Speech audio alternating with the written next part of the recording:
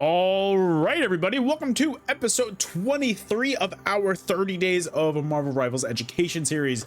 I just wanted to say from the bottom of my heart, thank you all so much. I know I say it basically every video at this point, but guys, 23 episodes, I'm astonished. The reception that I've seen for this is amazing. I'll say this every video. I don't care. This is my series. I do what I want. And what I want to do is acknowledge you guys and thank you all for the amount of support that you guys have shown me. I can't stress enough how much I really appreciate it. So guys, thank you so much. So what today's episode is going to be focusing on is the art of target swapping, basically avoiding tunnel vision and how to be aware of your tunnel vision. So this episode is going to help you improve focus discipline.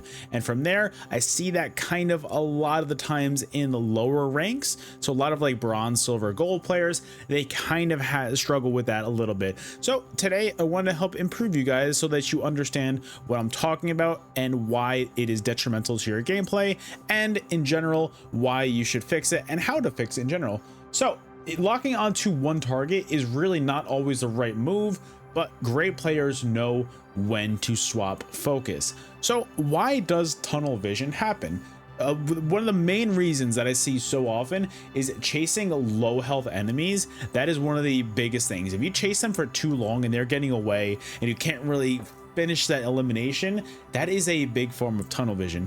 Know when to let go. A big thing, I don't fish because I just don't do that kind of stuff, but a big thing is knowing when to just kind of let go and just let things just be. You don't really need to push that every single time. So another thing that I see a lot is getting emotionally invested in the 1v1. Guys, the amount of times that I say this all the time, it happens with a lot of my dive teammates. The amount of times that I see like two Spider-Man just like dueling over there on the corner, just having like mid-air battles and stuff, like neither of you guys are helping your team. Like don't worry about the 1v1s, whether you're winning them, whether you're losing them. Who cares at the end of the day? Who cares? This is a team-based game where you need to worry about your team. You need to help your team. So why are you getting invested in these 1v1s? If they help your team, awesome. Like that's really cool. But you shouldn't be seeking them out as a way to kind of like force your ego on somebody else. You know what I mean? So don't really get emotionally invested in those 1v1s. Another thing that I see a lot of the times with tunnel vision is not scanning the fight after an ability. If you use an ability and you're like, okay, well, I'm gonna use this on this person on the enemy team, right? If you are like, hey, this worked for a second, but it's not really working too much, maybe I could force something to work. No. If it's not working right away, and if you think that, hey, maybe I'll have a better chance of success focusing on a different enemy, try and think about that in the future. You don't need to commit to just to overdoing a fight just because you've started it. Hey, look, this is a team-based game. There are 5 other people on the enemy team if you're focusing on one, right? So there's 6 players on the enemy team.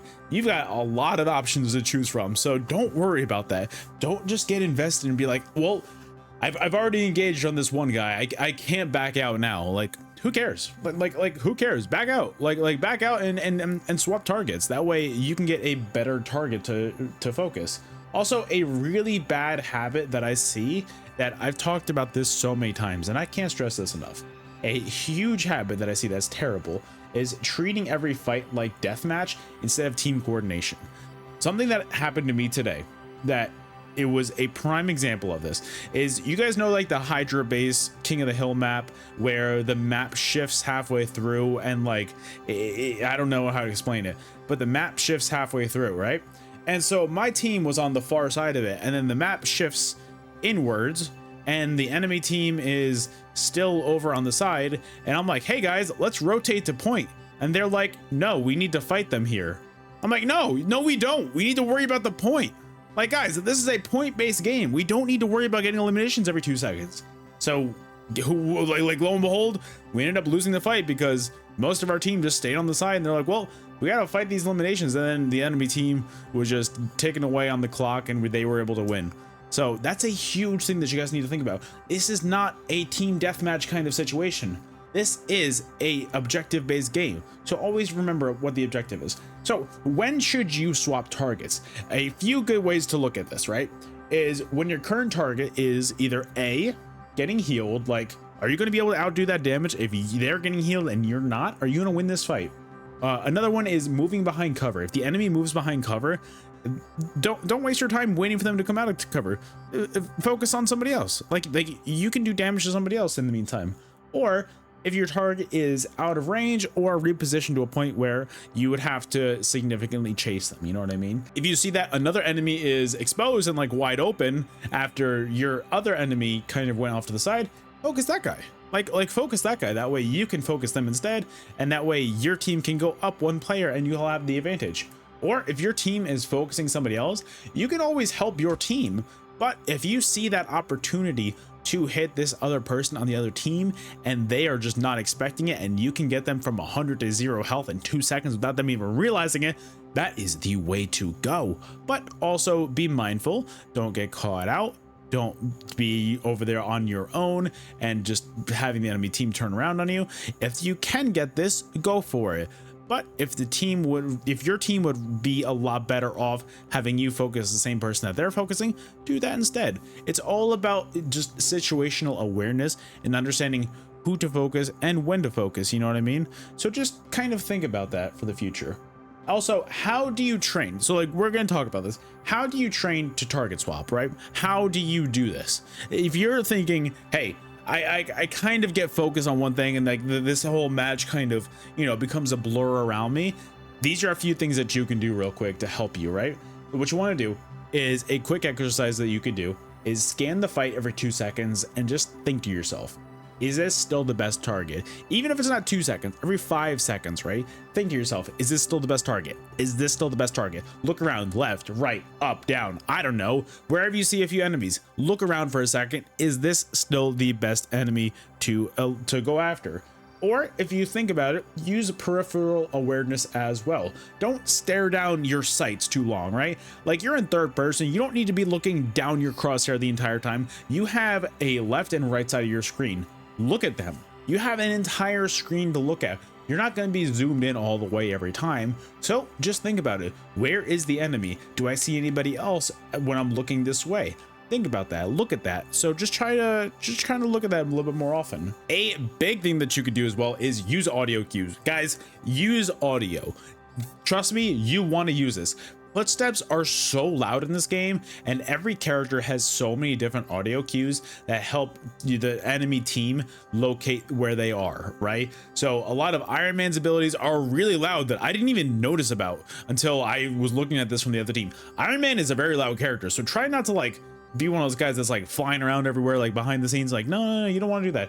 But yeah, I was just using him as an example. But use audio cues. If you hear like healing abilities, try to be like, maybe swap targets right there. But if you hear somebody coming around the side, if you hear like footsteps coming around the side and they're like going after your supports, like guys, like go after them. They're alone, right? And also communicate that to your teammate as well, right? To your teammates. If you hear people and if they're isolated, dude, call it out. That is the best way to go right there, right? So a few things is we're talking about when to swap, right? So when do you not swap, right? When do you make sure, hey, I need to get this elimination?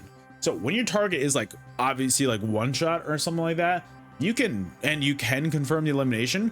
Go for it. Like 10 times out of 10, go for it. I feel like I don't even need to say this, but I do want to put some things out there of like when not to swap as well. Or if you're on like a high damage burst hero that thrives off of like finishing eliminations, like that makes it a lot better, like Hela or something like that. And if you see somebody like alone in the middle of a field, like yeah, like go for it. Like go for that person. Try and focus them as much as you can. Try to punish them for being out in the open. Use characters like that because that is very, very, very helpful. Or if swapping leaves a high priority target still alive or longer than needed. So if you are just focusing one of their supports, right, as a DPS or something like that, or a tank, if you're focusing one of their supports and their support is out of commission, not able to help the rest of their team, I'd say that's still worth it as well, because being one support down and having them be distracted, that is a huge bonus for your team, because then the rest of the enemy team will not be able to be healed as much. So you definitely want to use that as well. So target discipline is about a lot more than just aim. it's about awareness as well. I think awareness is one of the most important things in games like this. It is so much more important in my opinion than aim. Like, yeah, aim is really important, but I think awareness is without a doubt one of the most important things that anybody can use in this game and anybody needs. So the right elimination at the right time can 100% flip a fight. So don't tunnel, right? Don't tunnel. What you want to do is you want to adapt. Understand, how is the fight going? How can I change this? Do I want to focus this target? Which target do I focus? And from there, if you have smarter swapping as far as target priority, you will 100% be able to win a lot more matches and you'll be able to win a lot more fights. So guys, I just wanted to say thank you so much. I really appreciate you watching this video. I had a really fun time putting this one together. I hope that you enjoyed it too. A few things that you guys know that I always talk about is, if you guys can like the video, I'd appreciate it. Commenting on the video. Yesterday we asked what is your favorite musical artist, which I said Tool because I love Tool.